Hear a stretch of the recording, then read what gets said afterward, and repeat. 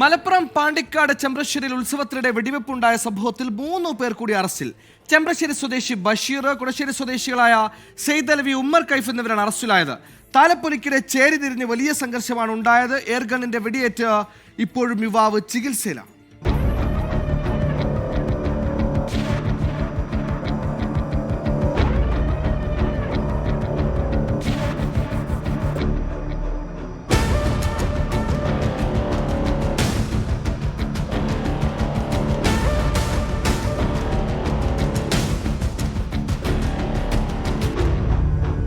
സംഘർഷത്തിലും air gun ഉപയോഗിച്ചുള്ള വെടിവെപ്പിലും 3 പേർ കൂടി അറസ്റ്റിലായതോടെ ചെമ്പ്രശ്ശേരി ഉത്സവത്തോടനുബന്ധിച്ച് നടന്ന സംഘർഷത്തിൽ പിടിയിലായവരുടെ എണ്ണം 10ആയി.